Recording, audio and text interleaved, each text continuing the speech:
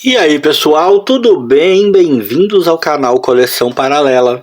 Sou o Rodrigo, este jovem funesto aqui é o mestre do terror.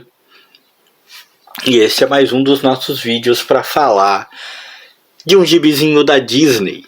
E hoje a gente vai falar de O Pato Donald número 2475.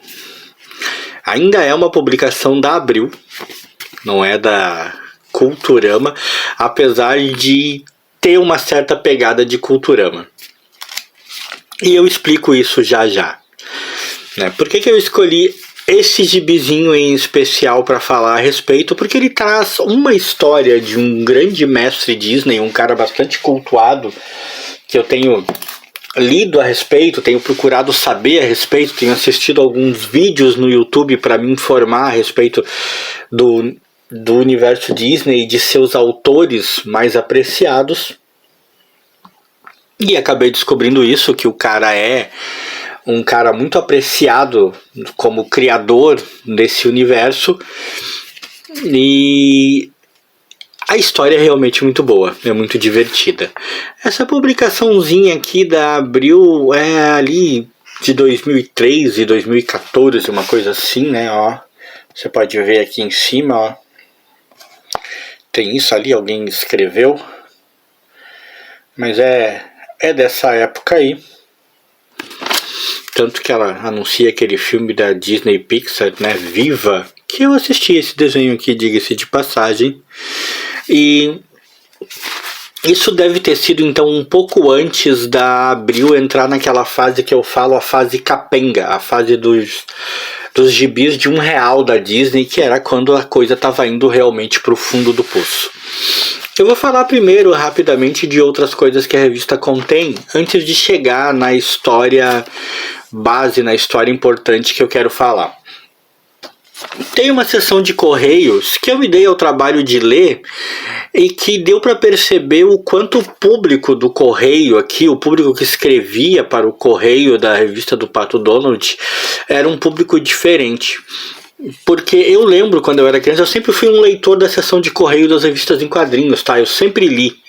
Eu gosto de ler a seção de correios. Normalmente, hoje em dia eu leio um pouco menos, vamos dizer assim, com um pouco menos de interesse, porque quando as revistas são antigas como essa, as informações e as perguntas contidas ali, em sua maioria, estão extremamente datadas e tal, parece que não tem tanto charme.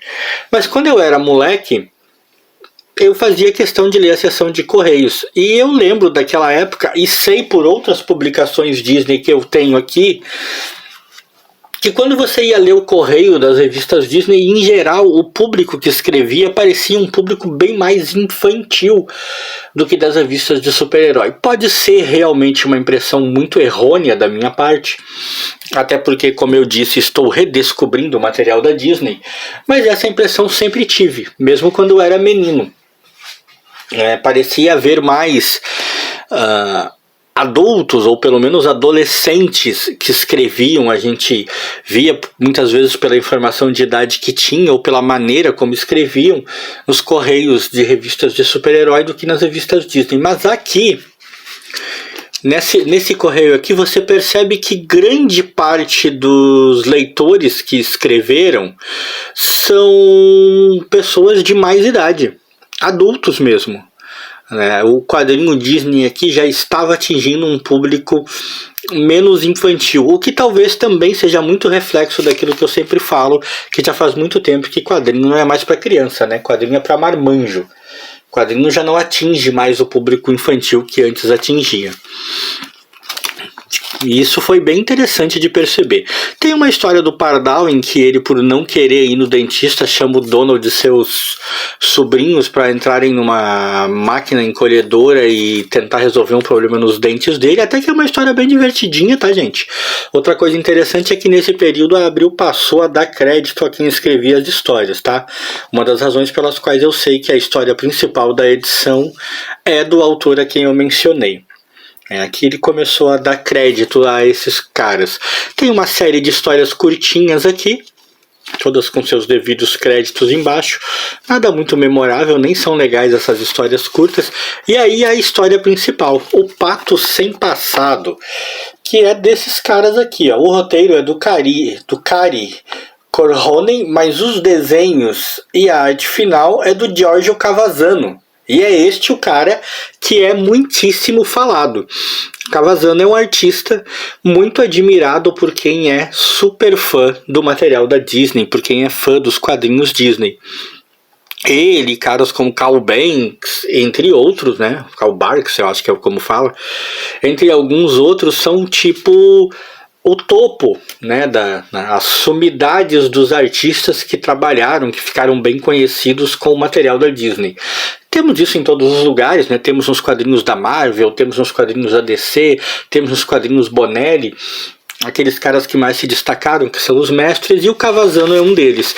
E o desenho dele realmente é um desenho, né? A arte dele é uma arte bastante legal e bastante reconhecível. Eu me dei conta que eu já li material dele em diversas épocas da minha vida e que provavelmente eu tenho mais material dele em outras edições Disney que eu adquiri recentemente, porque é realmente uma arte extremamente reconhecível, né? É material italiano, né? E a história gira em torno do fato de que o Donald estava indo no cinema com os sobrinhos dele, mas ele havia prometido que faria 3 favores diferentes a 3 pessoas diferentes: a vovó Donalda, a Margarida, falei certo, Margarida, e ao tio Patinhas. E só que ele é o tipo do cara que não consegue assistir filmes, que ele dorme, e quando ele dormiu, ele sonhou, né, com um enredo que era muito parecido com o do próprio filme. Nesse enredo ele é um pato sem memória, que é atacado por bandidos, né, ele fica sem memória por ser atacado por esses bandidos, que é claro, são nada mais nada menos que os irmãos Metralha, e os personagens Disney começam a surgir, né, aos poucos na história, se envolvendo na trama.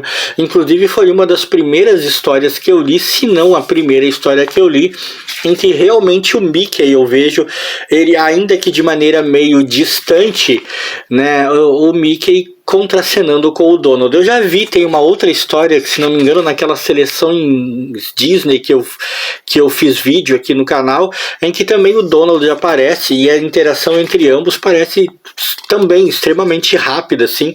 Aqui, na verdade, nem houve uma interação em si, né? O Mickey aparece na história de maneira muito rápida e fugaz. O Donald interage muito mais com o Bafo de Onça, que aqui, embora seja um brutalhão, como sempre, não é vilão. Olha que curioso, né? O Mickey aparece aqui, né? Ó.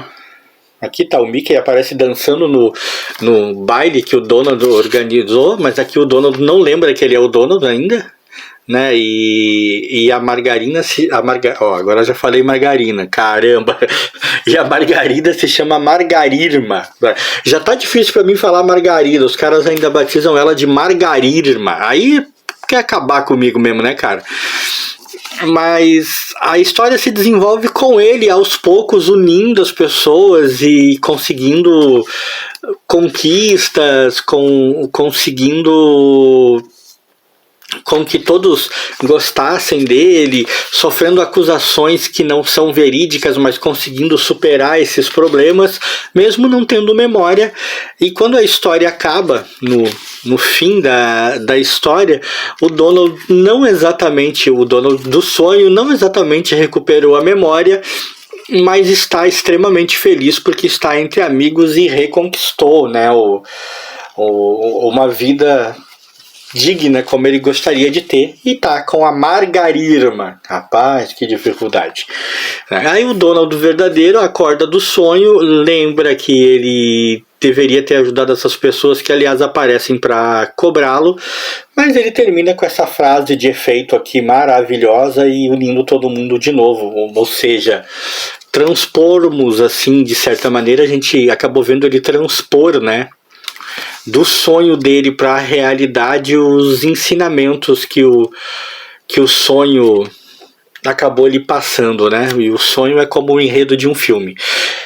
Me impressionou bastante o enredo da história, achei muito bem bolado, muito criativo, muito interessante mesmo, e pude entender agora, prestando com mais atenção e sabendo finalmente quem é, né, o desenhista, quem é o grande Giorgio Cavazano, né, pude entender realmente porque tanta gente o admira, porque a arte é realmente muito boa, é uma arte, eu não sei, quando eu vejo a arte dele, a impressão que me passa, a palavra que me vem à mente é arredondado, é uma arte que parece em que tudo está arredondadinho, em que não há ângulos retos, não há pontas, e é incrível como isso fica legal.